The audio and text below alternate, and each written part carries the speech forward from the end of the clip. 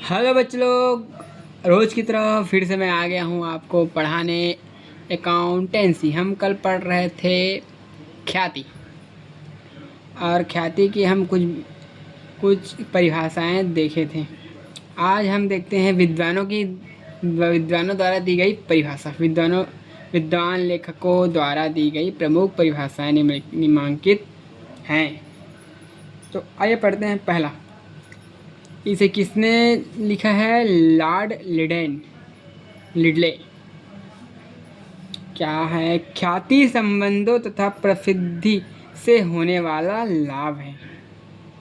क्या बोल रहा है? संबंध और प्रसिद्धि से होने वाला लाभ, मतलब उपभोक्ता और विक्रेता या क्रेता या विक्रेता दोनों के बीच संबंध को दर्शा रहा है। और दूसरा प्रसिद्धि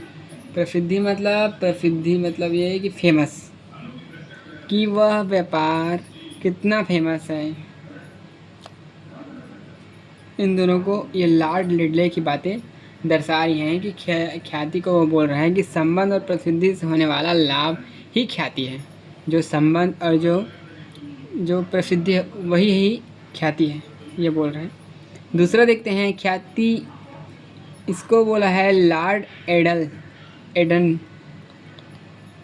क्या बोला है? ख्याति इस संभावना के अतिरिक्त और कुछ नहीं कि पुराने ग्राहक पुराने स्थान पर आते रहेंगे। ये बोल रहे हैं कि ख्याति संभावना के अतिरिक्त, इस संभावना के अतिरिक्त, क्या संभावना के अतिरिक्त? कि पुराने ग्राहक पुराने स्थान पर आते रहेंगे। मतलब ख्याति ये बोल रही है कि जो ग्राहक है वह जो पुराने स्थान पे आते थे उसी स्थान पे आते रहेंगे। तो उसके बाद बाकी को आप लोग देख लेना, ज़्यादा मैं नहीं बता रहा हूँ परिभाषा, पर पेपर में कम से कम 2 परिभाषाएं लिखनी होंगी। नीचे नेक्स्ट पॉइंट देखते हैं, ख्याति के लक्षण, विशेषताएं, कैरेक्टरिस्टिक्स ऑफ गुडविल। ख्याति की उपयुक्त विवेचना के आधार पर इसकी निम्नलिखित विशेषताएं स्पष्ट होती हैं। पहला, ख्याति व्यवसाय की स्थायी संपत्ति है। ख्याति की लक्षण या विशेषता में देखते हैं कि ख्याति क्या है? व्यवसाय की स्थायी संपत्ति है। अब स्थायी तो स्थायी है कैसे? स्थायी मतलब यह है कि परमानेंट, एक फिक्सेड संपत्ति है जो हमेशा व्यवसाय से फिक्स रहती है, स्थायी रहती है। दूसरा, यह एक अमूर्त और अदृश्य संपत्ति है, अर्थात इसको ना तो छुआ जा सकता है ना देखा जा सकता है। मतलब यह है कि अमूर्त और अदृश्य संपत्ति, मतलब ना इस संपत्ति जो ख्याति है उसको हम देख सकते हैं ना छू सकते हैं। तीसरा, यह एक विक्रय योग्य संपत्ति है, मतलब इसे बेचा जा सकता है ख्याति को। चौथा, यह अधिक लाभ अर्जन करने में सहायक होती है। क्या होती है? यह अधिक लाभ अर्जन करने में क्या होती है? सहायक होती है, मतलब ख्याति से अधिक लाभ अर्जित किया जा सकता है। पांचवा, यह पुराने व्यवसाय की ओर ग्राहक को आकर्षित करने वाली शक्ति है। यह क्या है? पुराने जो व्यवसाय की ओर क्या करती है? ग्राहक को आकर्षित करने का काम करती है, ऐसे शक्ति कहा गया इसे। छठवां है, इसका व्यवसाय से कोई पृथक अस्तित्व नहीं होता, मतलब व्यवसाय से इसका कोई पृथक अस्तित्व नहीं होता। किसका? ख्याति का। सातवां, यह कई तत्वों से मिलकर उत्पन्न होती है। ख्याति क्या होती है? कई तत्वों से मिलकर उत्पन्न होती है। आठवां, अमूर्त संपत्ति होने के कारण इसे अपलिखित कर दिया जाता है। अमूर्त मतलब इसे छुआ नहीं जा सकता है, इसके कारण इसे क्या कर दिया जाता है? अपलिखित कर दिया जाता है संपत्ति से। आइए देखते हैं ख्याति की प्रकृति, नेचर ऑफ गुडविल। तो इसमें यह है, इससे पहले ये बताना चाहता हूँ कि ख्याति के जो लक्षण विशेषता या पेपर में एग्ज़ाम में आते हैं, तो आप इनमें से कम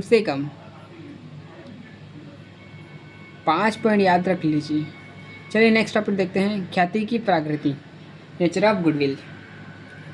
अन्य संपत्ति की भांति ख्याति व्यवसाय की संपत्ति होती है, क्योंकि यह व्यापार के लाभ में वृद्धि करती है, इसके संबंध में विभिन्न विद्वान अपने भिन्न भिन्न विचार प्रकट करते हैं जो निम्नलिखित हैं। देखते हैं क्या है पहला। ख्याति क्या है? अन्य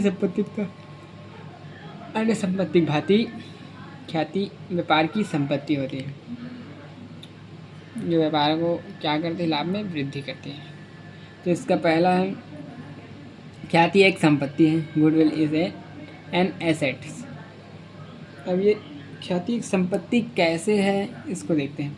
ख्याति व्यापार की अन्य संपत्ति की तरह एक स्थायी संपत्ति है। यह व्यापार में धन उपार्जन में सहायता करती है। इसे अन्य संपत्ति की तरह अलग से क्रय विक्रय नहीं कर सकते क्योंकि ख्याति यदि बिल्ली के स्वभाव वाली है तो यह व्यापार से चिपकी रहती है। इसका क्रय विक्रय व्यापार के क्रय विक्रय के साथ ही होता है।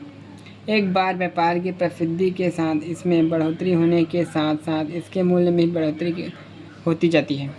ख्याति एक स्थायी संपत्ति होने के बाद भी इस पर अन्य संपत्ति की तरह हास्य का आयोजन नहीं किया जाता। देखिए ख्याति एक संपत्ति कैसे है। अब देख ख्याति व्यापार की अन्य संपत्ति की तरह एक स्थायी संपत्ति है। क्यों?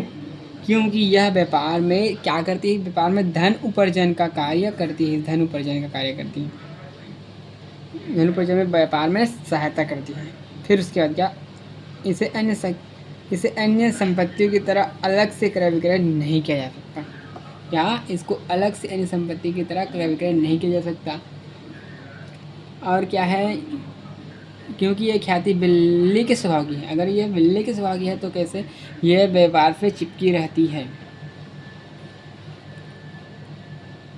इसका क्रय विक्रय क्या होता है? इसका क्रय विक्रय व्यापार के साथ ही किया जाता है। एक व्यापार की प्रसिद्धि के साथ इसमें बढ़ोतरी होती है और साथ ही इसके मूल्य में भी क्या होती है? वृद्धि होती है। ख्याति एक संपत्ति होने के बाद भी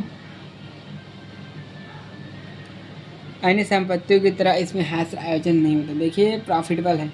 इसमें अन्य संपत्ति जैसे कि मशीनरी है, फर्नीचर है, इन सब में हास्य लगता है, पर इस ख्याति में हास्य नहीं लगता। यह हमेशा इसका रेट बढ़ते रहता है। दूसरा पॉइंट देखते हैं। एक ख्याति क्या है? एक अमूर्त अवास्तविक संपत्ति। अब ये अवास्तविक अमूर्त कैसे? Goodwill is an intelligible asset. देखते हैं कुछ विद्वानों का मत है कि ख्याति एक अमूर्त संपत्ति है। यह एक काल्पनिक एवं अवास्तविक संपत्ति है। इसे ना तो देखा जा सकता है और ना ही इसे स्पष्ट किया जा सकता है। इस कथन को सत्य माना जा सकता है लेकिन वास्तविक रूप से यह कथन सत्य नहीं है क्योंकि ख्याति व्यापार के लाभ वृद्धि में सहायक होती है। इसका क्रय विक्रय होता है। वास्तविक रूप से इसका मूल्य अनुमान के आधार पर निश्चित किया जाता है जिस प्रकार अन्य संपत्ति। देखिए इसमें बता रहा है कि कुछ विद्वानों का मत है कि ख्याति क्या है? एक अमूर्त संपत्ति है। यह एक काल्पनिक और वास्तविक संपत्ति है। ऐसे ना तो छुआ जा सकता है, ना देखा जा सकता है, ना स्पर्श किया जा सकता है, ऐसा बोला है इसमें। लेकिन इस कथन को सत्य नहीं माना जा सकता क्योंकि इसे व्यापार के लाभ वृद्धि करने में क्या करती है? सहायक करती है ख्याति। और इसका क्रय विक्रय भी व्यापार के साथ ही साथ होता है। और इसका जो मूल्य है उसका निर्धारण कैसे होता है? अनुमान के आधार पर ख्याति का मूल्य का निर्धारण किया जाता है।